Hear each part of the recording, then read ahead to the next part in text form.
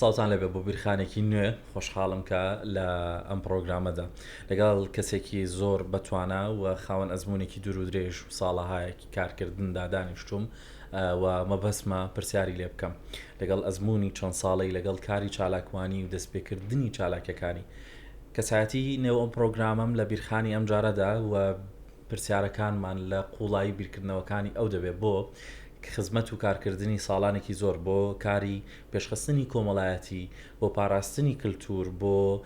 بەرزکردنەوە و بەهێزکردنی هەستی نەتەوایەتی و بە تایبەت لەنێو گەنجان و لاواندا کە کاری بۆ کردووە و مەبەستی کارکردنی ئەمڕۆ ئێستەشی لە پێگە و کاری ڕێکخراوەیی بە هەمان جۆرە و هەمیشە لە خزمەتی ئەوەدا بووە کە چۆن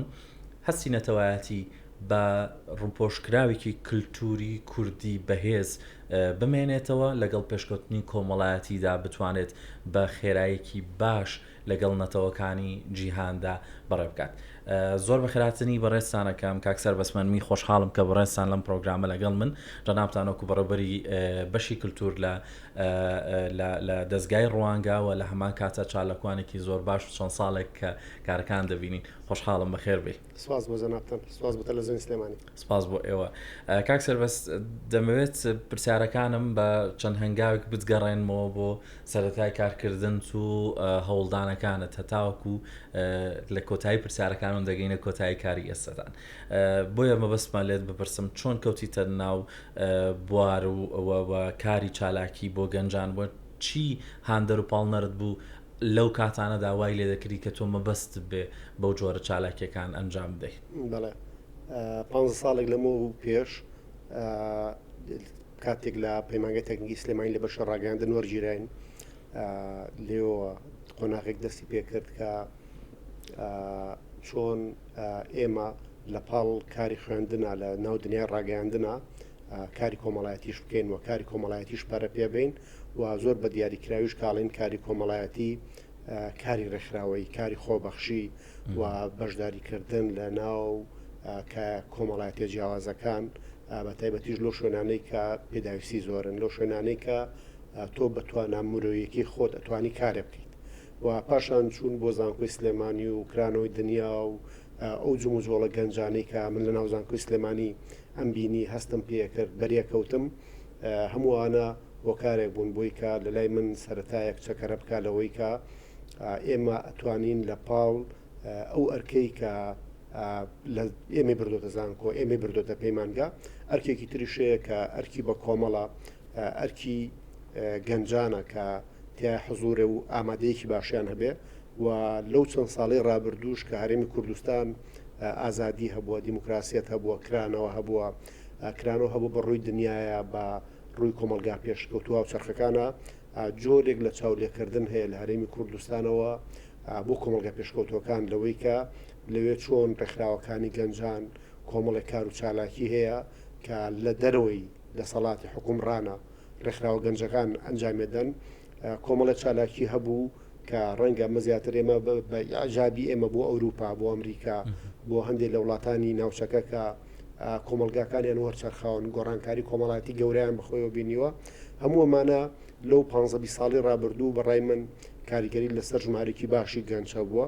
و ئێستا ئێمە کازانین لە فەرمانگی ڕێکخراوە حکوومەکانی هەرێمی کوردستان زیاتر لە 6,000 ڕێکخراو تۆمار کراون هەر ئەم ژمارەیە کە تۆ تەماشایەکی سەرباری دەیان سنتەر و ناوەند و گروپ و کۆمەڵەی هوەری و کللتوری و ئەدەبی 6,000 ڕێکخراویش لە وڵاتە تۆمار کراوە ئەگەر یەک لە سەرسەی ئەم ڕێکخراوانەش چالاک بن کارەکانیان ئەنجام بن ئەکاتە 1500 بۆ 2000 ڕێکخراو کە هەمووەمانە سەرنج ڕاکێشن لەوەی کارێمی کوردستان وزە و تاقەیەکی گەنجانەی هەیە و ئەم وزە و تاقە گەنجانەیە ئەکرێت لە پاڵ پرۆسی خوێندنە ئەکرێت لە پاڵ کارکردنە ئەکرێت لە پاڵ دابینکردنی بژێوی ژیانە ئەو کاتانەی کە لای گەنجان لای هاوڵاتیان زیادەیە فەراغە ئەتوانرێت لە کاری کۆمەڵایەتی لە کاری خێرخوازی لە کاری خۆبەخشی لە کاری ژینگە پارێزیە خەرج بکرێ منش بە جۆر لە جۆرەکان لە سەردەمی زانکۆوە لەگەڵ بابەتی کاری خۆبەخشی و کاری ڕێکخراوەیی و بەشداری لە چالاکی گەنجانەیە بەشدار بووم لەم جۆرە چالاکیان. بەپێی ئەو داتا ئامارانی کە بەڕێزت باس کرد بەشێکی یعنی وەکو داتا و ئامار وەهان و ئێستا دەزانین لە هەمویان چالاکن پێت وایە دەرفەتی زۆر هەیە بۆ ئەو گەنجانەی کە بیانەوێت چالاکی ئەنجام بدەن؟ کاک دیاری ویستم لە بەشێکمیش ئاماژێ بۆ بکەم کە زۆرینەی ئامارەکان باسیەوەکەن کە دانیشتوان هێرێمی کوردستان لە سەر و لە 160 خەڵک دانیشتوانەوە گەنجن بۆ نمونە گەر ئێمە 6 ملیۆن ئینسان بین زۆرینەی ئەو کەسانەی کە لەم 6 ملیۆن ئینسانیە لە 160 بەرەوژووری لە چینەکان کە پێلیان لە توێژەکان لە ساتێکی تەمەنان کە پێوترێ گەنج بوون و ئەم ژمارە گەنجە ئەم کۆمەلگا گەنجە بە دڵنیاییەوە ینی وەڵامێکە بۆی جەنابشت کە دەرفەتی زۆر گەورەی تایە و ئێمە ئەگەر بتوانین هۆشیاری کاری خۆبەخشی و کاری ژینگە پارێزی و کاری بەشداریکردن لە پرۆژە دەستە جەمعەکانە لە بلو پرۆژانەی کە بە کۆمەڵ ئەنجامەدرێن و لە دەروی قازانج و بستن سوانە تەماشاکرێن ئەگە بتوانین پەرەی پێبین لەو باوەڕێمەتوانین سوودێکی زۆر گەورە هەم بە خۆمان بگەێنین هەم بە کۆمەڵگەی کوردیش بگەێنین ئێمە هەمومان لە وەرزێکی گەرم و تااقەت ڕوکێنین وازانین ژینگەی وڵاتی ئێمە و ژینگەی دنیاش ڕوبەڕووی کامە بارودۆخ بۆتەوە بارودۆخێکی خراپ هەرەوەی کێسە بیاوەیەک و وشکە ساڵێکی زۆر هەیە هەرەوەی کە لە کوردستان دەیان شاخی ڕوتەنمان هەیە لە کاتێکا کە ئەتوانین سەوزی کەین ئەتوانین جوانیکەین لەبەرەوە بۆ وەڵامی پرسیارەکە جەنابەت بەڕاستیەوە وەڵامێک پرسیارەکە کابێ زۆر بەدوای بچین و کاری زۆر گەوری لەسەر بکەین لەوەی کە چۆن وا بکەین ژمارەیەکی باش لە گەنجان لە قوتابخانەکانەوە بۆ زانکۆکان بۆ پەیمانگاکان بێنە ناو کاری خۆبەخشیەوە و بەڕاستیش زۆر سەرنجمان لەسەر دوو سێکتەر بێ لە ناو دنیای ئیشکردنی کاری ڕێکخراوەیی یاوە کاری خۆبەخشی و ڤۆلنتێریا یەکێکیان بابەتی ژینگەیە کە بەڕای منە بێت لەمە بەدووە ڕێکخراوەکانی کۆمەڵگەی مەدەنی و دام و دەستگاکانی تری وڵاتەکەش زۆر فۆکسیان لەسەر بابەتی ژینگە بێت چونکە ژینگەی کوردستان ئەتوانین بڵین بە زۆر لە زۆرەکان لە بەردەم مەترسیایە دومین بوار کە گرنگە گەنجانی ئێمە سەرنجیان لەسەر بێ و ڕێکخراوەکانی کۆمەڵگەی مەدەنی بتوانن لەم بوارەیە ڕۆڵی گەورە بژێڕنەوە بە باوەڕی من ئەشتوانن ئەم کارە بەجێبگێنن ئەویش بابەتی کللتورە ینی کللتوری ئێمە بە زۆر لە زۆرەکان لە ژێر هەڕەشایە لەبەرەوەی کە کللتوری وڵاتە سەردەستەکان بە بەرنامە و پلانێکی پێشکەوتوو و دامەزرا وەک بە خاوەن کەرەستا و بە بجێی زەبەلاح کارەکەن لەوەی کە چۆن کللتورەکەی خۆیان بە جیهانی بکەن و هەندێک کللتوریشان لە ناوچەی ڕۆژهەڵاتی ناوەڕاست کە کللتوری میلەتانی سەردەستن کللتوری دەوڵەتن ئەوانش بە زۆر لە جۆرەکان سوود لە دەوڵەت وەرەگرن و هەوڵەدەن کللتورەکان بەسەر ئەوانی تریشا بسەپێنن ئێمە لە هەرێمی کوردستان یەکێک لەو کێشانەی کە هەمانەوەی کە ئێمە دەوڵەت نین بە زۆر لە جۆرەکان ڕەنگە بە ئاستی پێویستیش خزمەتی کللتوری خۆمانمان نەکردبێت و گرنگە لێرەوە ئێمە لە هەموو ژانرە جیاوازەکان لە هەموو کایە و کێڵگە جیاوازەکانی ناو دنیای کللتور لە هەموو کێڵگەکانە کار بکەین ئەگەر بۆ نمونە ئێمە کێڵگەی سینەمامان هەیە کە خۆشبەختانە لەو ساڵانەی ڕابردوو جوڵەیەکی سینەمایی هەیە لە کوردستان سینەما کێڵگەیەکی گەورەیە و بزنسێکی گەورەیە و ئەمڕۆوەکو پیشەسازی لە سەراسی دنیا تەماشا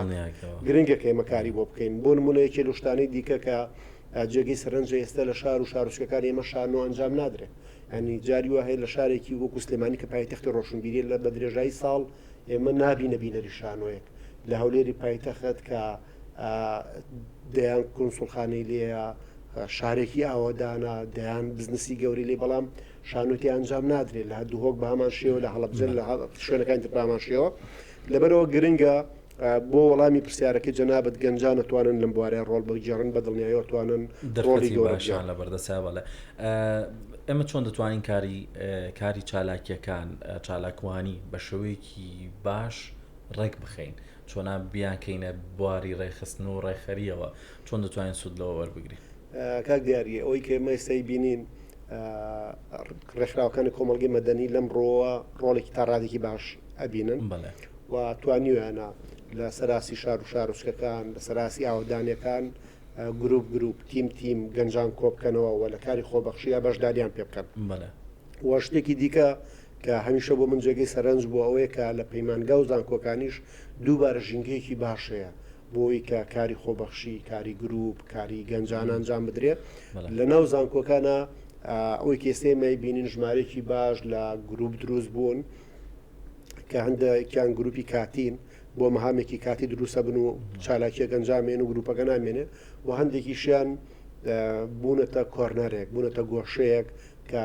بەردەوام وەرزانە ساڵانە لێکی لە بوارەکانە چالاکی ئەنجامە دەنجا و چالاکیانە هەندێجار چالاکی بۆ نمونە هوشیاری پزیشکیە چالاکی هۆشیاری ژینگەیە چالاکی وەرزشیە زۆر جار چالاکی هوەری و ئەدەبیە بێ لەبەرەوە هەم زانکۆکان هەم ڕێکخراوەکان بە باوەڕی من دەتوانن ڕۆڵێکی زۆر باش ببینن باوەڕێ بە پێی ئەزبوونی خۆت بە شێوەیەکی وەها کاری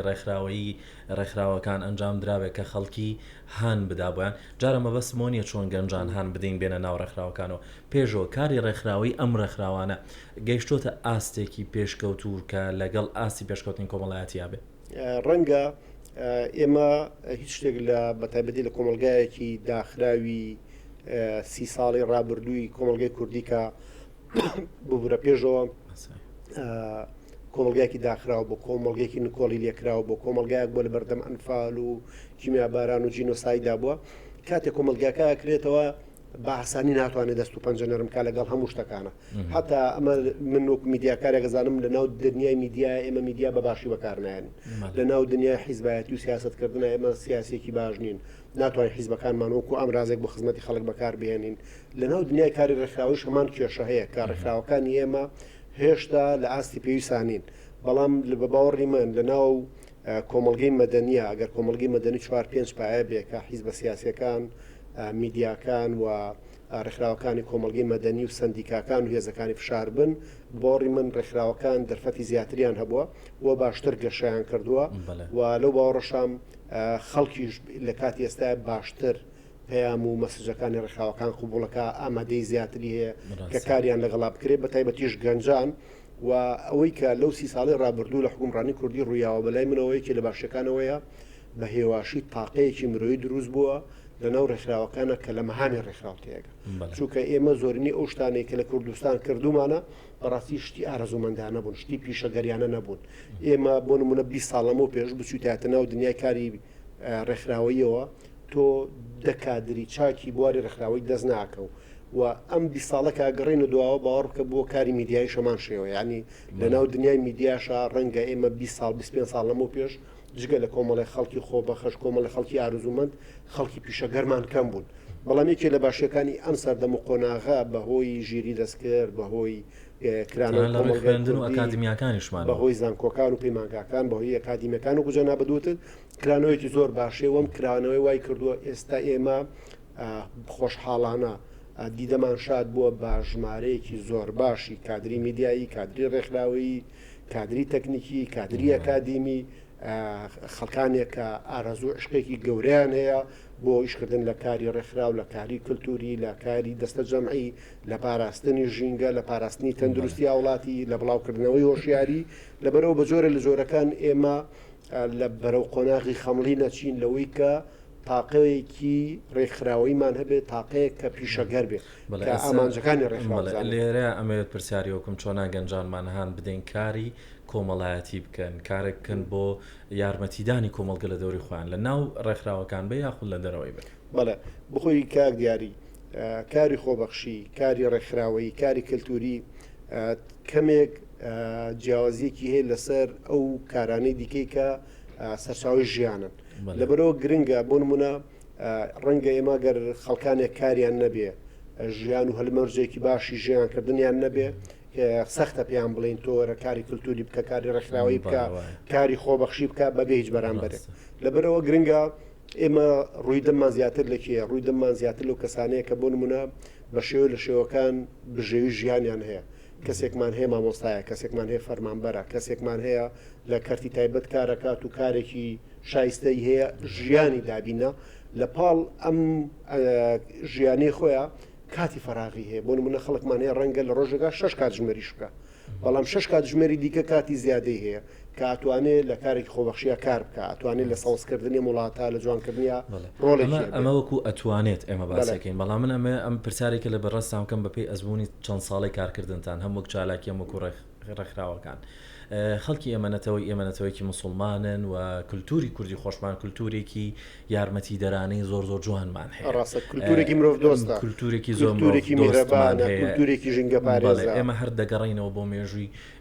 کوردی خۆمان هەمیشە دەبینین لە هەموو لاپەڕەکانیدا بەشێکی یارمەتیدان هەیە تەنان زۆرێک لەو زوڵمانەی لە کورتکراوە بە هۆکاری دڵنەرمەکەین بوو ئەمە بمگەێنێتە چ پرسیارێک لەو باوەڕەدای خەڵکی ئێمە لەگەڵ ئەنجامدانی ئەو هەموو خێرکردنە ئەو هەموو هەستی بەزەیی و مرۆڤ دۆستانەی کۆمەڵگەی ئێمە گەشتۆتە ئەوەی کە تێبگالەوەی کاری ڕێکخراوەیش دەکرێت بەشێک بێ لەمە دەکرێت بەشداریکردنی لە کارێکی خۆبەخشانەی ڕێکخراوەیدا هەستێکی دەرونی ئارامیکی دەرونی وهای پێ بەخشێکە ئەم خێرێک دەکات یاخود لایەنە ئاینیەکە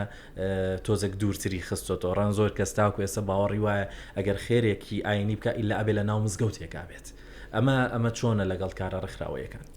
کاک دیاری شتێکە هەمیشە بۆ من جێگەی شانازی بووە لەو 30 ساڵی حکومڕانی کوردیە ئەو بۆ کە پلە بە پلە کۆمەڵگەی کوردی بەرەو گۆڕان چوە ڕەنگە گۆڕانەکە گۆڕانێکی بەکاوە خۆ بوو بێت گۆڕانێکی هێواش و نەرم بوو بێت بەڵام هەمیشە کۆمەڵگەی کوردی ساڵ بە ساڵ بەرەو پێشتر و کرانەوەی زیاتر لە کۆمەڵگەی کوردی کە گۆڕانی کۆمەڵایەتی و کە هەر ئەوەی کە ئێستا زیاتر لە 35 زانکۆ هەیە لە کوردستان هەرەوەی کە دەیان و سەدان پەیمانگامان هەیە بۆ خۆی قۆناغێکی زۆر باشە لە کرانەوەی کۆمەڵگەی کوردی هەرەوەی کە وتمان 6,000 ڕێکخراو لە فەرمانگەی ڕێکخراو ناحکومیەکان تۆمار کراون هەزاران ڕێکخراو و ناوەند و کۆمەڵە و دام و دەستگای دیکە لە وەزارەتی ڕۆشنبیری تۆمار کراون کە هەموو ئەمانە ژمارەی جیاوازی گروپی جیاوازی گەنجی لە خۆ گرتووە لە بوارە کللتوریەکانەوە بە هەموو ژانرە جیاوازەکانی کللتورەوە لە بواری ژینگە لە بواری تەندروستی لە بواری هاوکاریکردنی خاوەن پێداویستی تایبەت گەشەیەکی زۆر باشەیەکە ئەمە ئەبێتە وەڵامێک بۆی کە بڵین ڕاستە خەڵک لە مزگەوتەکان خێرەکات و ئەوە دیاردێکی ئاسایی کۆمەلگای ئێمەشە بەڵام لە پاڵ ئەمەیە خەڵکانێکی زۆر هەن کە تێگەیشتنیان وایە کە هەر کایە کە تۆ بتوانانی خزمەتی تیا بکەی بۆ خۆی خزمەتێکی گەورەی و نابێ خۆتی لێ ببووری بۆ نمونە لە بواری ژینگە پارێزیە ئێمە لەگەڵ کۆمەڵە ژینگە پارێز لە پەیوەندی و هەماهەنگیان کە بەڕاستی هەمویان لە کاتی خۆیان هیانە لە بودجێ خۆیان هیان بە هاتوچۆ و خواردنی خۆیان ئامادەن کە خزمەتی ژگەی وڵاتە بکەن خەڵکانێکان پەیوەندیەکەن بە ئێمەوانەیە زۆر جار لە بلەوەی کە داوای کاری خۆبەخشیەکەن لە هەر بوارێکە کە پێویست بێت لەبەرەوە ینی ئەو کرانەوەی لە عقلی مرۆڤی کووردە ئەو گەشەیە و بە تایبەتیش ڕووی ئێمە لە کێیە و گفتوگۆ و پەیوەندی و هەماهەنگی ئێمە لەگەڵ چینی گەنجە و گەنج لە زانکۆکان گەنج لە پەیمانگاکان گەنج لە قوتابخانەکان گەنج لە سەرجادەکان و لە پارکەکان گەنج لە ناوەندە ڕۆشنبیری و فکری و معریفەکانی وڵاتە هەموو گەنجانە بە شێوەیەکی زۆر باش کرانەوە هەیە و هەماهەنگی هەیە و ئومێدیش ئەوەیە کە لەو باوەڕێم دوایەوەی کە ئێستا ڕێکخراوەکان بە جۆرە لە جۆرەکان دەرفەتەکانیان باشتر کردووە جۆرە لە جۆرەکان پیشەگەرتر کارەکەن لەو باوەڕێم کە ساڵانی داهاتوو ساڵانی گەشەی کاری ڕێکخراوەیە بێ و ساڵانی دروستبوونی گروپگەلی گەنجانە بێت کە خزمەتی گەورە بە کللتور و فەرهەنگی کوردی بکەدارین ئەمە چۆن بتوانین لە نێوان نوێگەری و پاراستنی کللتورە هاوسەنگیەگەڕای بگرین کاکتەر بەس ئێمە ڕوبڕووی دنیایەکی زۆر جیاواز بووینەتەوە و لە سەردەمی ئێستاە کە تەکنەلۆژیا گەشەیەکی بەرچاوی گرتووە و بەڕاستی ئەم تەکنەلۆژیا دوودیوە ئەکرێ بە باری خراپ بەکاربهێنرەوە کرێ بە باری باشیش بەکاربهێنرە ئەوەی گرنگە لارێمی کوردستان کۆمەڵک ڕێسا و یاسا هەن و حکوومەت لە جێبەجەکردنی بەشی لەو ڕێسا و یاسایانە تا ڕادێکی زۆر باش توانیوەتی کار بکە ئەتوانین بڵین کە تەکنەلۆژیا گەشەی نوێی دنیا ئەو گەشەی کە ئێستا بۆ لە بواری بزنس و ئابووری بینین ئەو گەشەی ئێمە لە بواری پزیشکی بینین لە بواری کشت و کاڵ و ژینگایی بینین لە بواری پیشەسازیی بینین حتا لە بواری گواستنەوە و گەیاندن و پەیوەندیکردنی بینین هەموومانە لە خزمەتی مرۆڤایەتین و لەو باوەڕێم کۆمەلگەی کوردیە کە گەلو کۆمەلگا عقل کراوانەی کە هەم تەقبولی و گۆڕانکاریان ناکا کە هەن و هەم دەست و پەنجەی لەگەڵ نەرمەکات و هێواشیاش لە بەکارهێنانیایەتی من لەو گۆشەی پرسیارەی تۆ تەیەکەم کە جۆرێک لە نیگەرانی تەیە لەوەی کە چۆن ئەم پێشکەوتن و گەشانە بە جۆرێک بەکاربهێنرێت کە ئێمە ڕەسەنێتی کللتورەکەی خۆمان جوانیەکانی فەرهەنگی خۆمان زمانەکەمان جلوبەرگەکەمان بەشێک لە عادات و تەقالیدەکانمان بپارێزین بە دڵنیاییەوە یعنی ئێمە بەش لە ڕێکخراوەکان کار لەسەرەوەکەین کە وا بکەین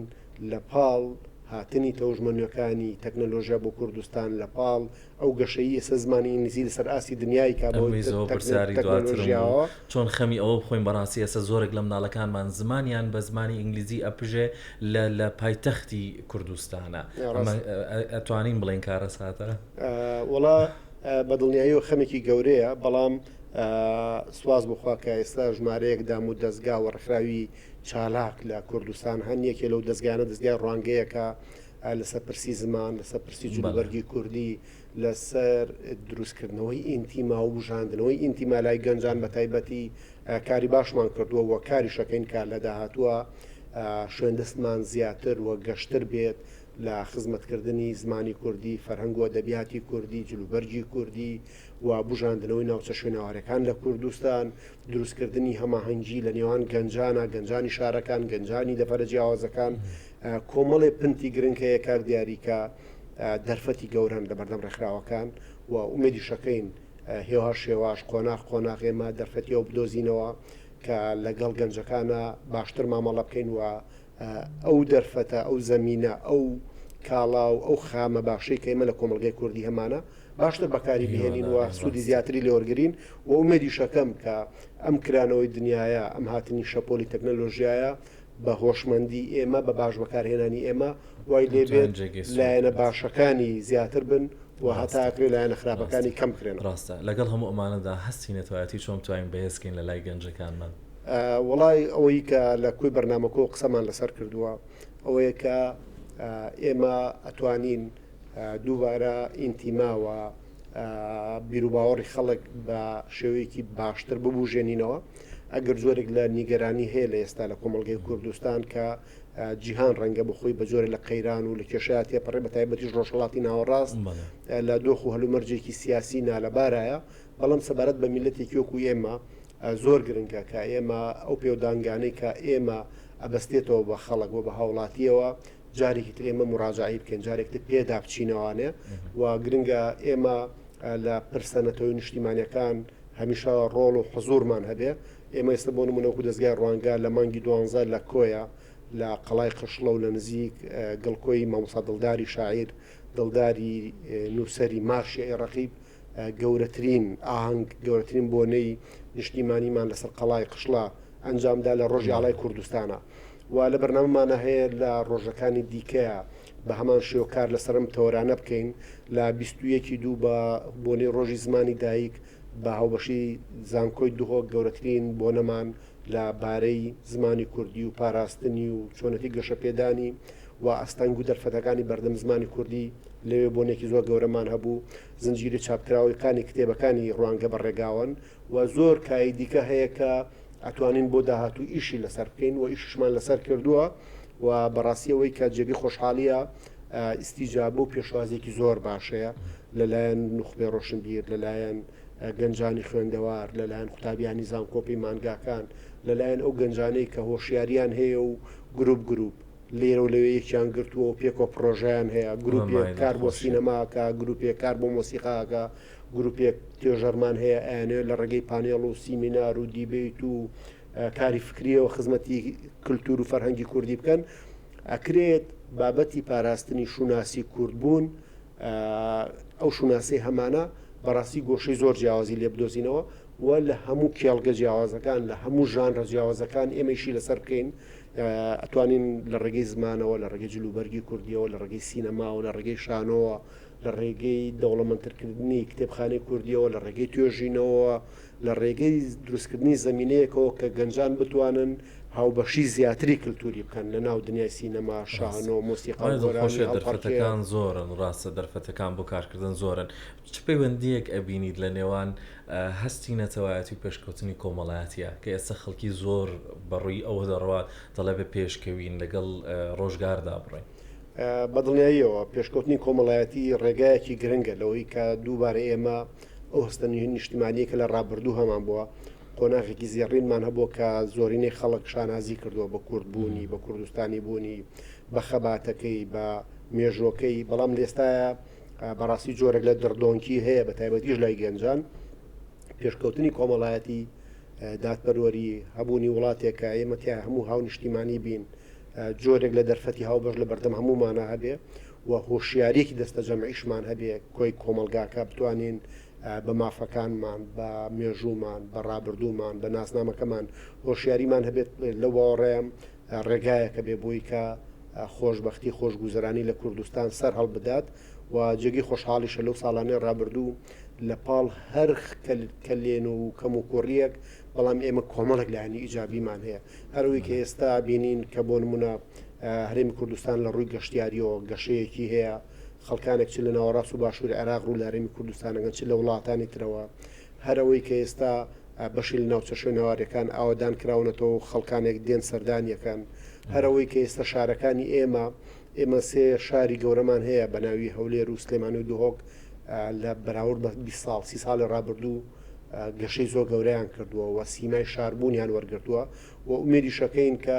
ئەم سیمای شاربوونە جوانتر بێ زیاتر بێ گەشەی باشتر کا شارەکانمان چووکە شار و شارستانیت و هەبوونی شاری پێشکەوتوو بەڕاستی بۆ کارەکە بێ بۆی کە کۆمەلگاکەش گۆڕانی کۆمەڵایەتی گەورە بخۆیەوە ببینێ و ئومێدی شەکرەیە کە بۆ نمونە ئێمە شارگەلی ترمان هەیە کە ئەوانش جۆرە لە جۆرەکان لەسەر ڕێگا و کاروانی پێشکەوتنن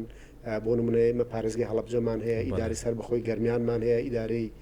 ڕاپەڕین و ئاکرێ و سۆران و زاخۆ و کۆمەڵی پنتی ترمان هەیە کە ئەوانیش لە ساتەوەختی بە شاربوونان و گەشەی باشیان کردووە ئومێ دەکەین کە کۆمەلگەی کوردی لەو 30 ساڵی ڕابردوو گەشەی باشی کردووە و شارستانیت لە کۆمەلگەی کوردیە باشتر ڕێگ و ڕیشی داکوتاوە و لەگەڵ پێشکەوتنی بۆ نمونە کاری میدیایی کە ئێمە ئێستاگەر ئێستای میدیای کوردی بە 10 ساڵ لەمەوە پێش بەراوردکەین کاری میدیایش گەشەی کردووە و کاری ڕێکخراوەکانش بەڕاستی گرنگە پڕبەهایە و ڕێکخراوەکانە توانن دەست پێشخەری باشتریان هەبێ و هەمیشە من قسەیەکم هەبووە کە بێ ڕێکخراوەکانی کۆمەلگەی مەدەنی لە پێش کۆمەلگاوە بن نەک لە دوا کۆتیەکانی کۆمەلگاوە بڕۆن و ئومێدی شەکەین کە هێواش لەگەڵ هاتنی کادری پیشەمەند بۆ ناوکاری ڕێکخراوی ئەو قۆناغە باشتر ببینین زوڵاوتر بێ ئەو قۆناغەکە ڕێکخراوەکان لە پێشی کۆمەلگاوە بن بۆ داهێنان بۆ پێشکەوتن بۆ دەست پێشخەری باش بۆ پاراستنی ژینگە بۆ هۆشیارکردنەوەی هاوڵاتی بە مافەکانی بۆ هۆشیارکردنەوەی هاوڵاتی بە ڕاگررتنی تەندروستیەکەی زۆر کایە هەیە کە بۆڕی من لەو 20 ساڵە لەو 30 ساڵی ڕابردوو گەشەی باشی کردووە و مرۆڤی کورد هەست بە بوونی خۆی ئەکا لە پشتی ئەو گەشانەوە کە لەو 30 ساڵەیە ڕوویاوە ئەو هەست بەخۆ بوونکردنە بە باوەڕی من دەرەنجامی گۆڕانی کۆمەڵایەتی لە کوردستان بەدڵنیاییەوە تەوەر و بابەتەکەم زۆر باس و بابەتی تر هەڵدەگرێ و بەتایبەت کاتێک کە باز لە گەنج بکەین و لە هێز و توانای لاوام بکەین و لەگەڵ کەسایەتێکیشدا کە خۆی لە سەرەتاکانی تەمەنیەوە ماشەڵڵا سەژەر گەنجن بەڵام پێم وابێ پێش گەنجی دەستان کردو بەکار بەڵام کاتی پرۆگرامەکان خۆ جەنابەت خۆش لە میدیا کارت کرد و دەزانی دیاری کراوە بۆ کۆتایی دەمەوێت ئامۆژگارێکی تۆ وەرگرین لە ئەزمموی چەند ساڵی کە هەتە دڵنیام تێشتە خۆت پڕ وزە و پڕحەزی بەس بەوەندەی کە بەڕێت کردووە چه ئامۆژگارێکە دێ بۆ گەنجانی چالاکوان سپاس قسەیەکی هاوڕێیانە کە هەم بێت ئەوەیە ئێمە هەمیشە هیوادار بین بە ئایندەیەکی باشتر و بەڕاستی ڕەنگە هەندێک جار هەندێک شەپۆل هەن کە بەرە و هیچیمانە بن بەرە و ئەومانە بن کە جۆرێک لە ناومێدی و ڕەشببینی باڵ بەسەر هەم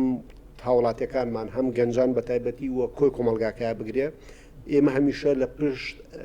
هیواخوازیەوە بین ئێمە هەمیشە لە پشت ئەوە بین کە ئاسۆکان لە داهاتۆ بۆ ئێمە ڕوونن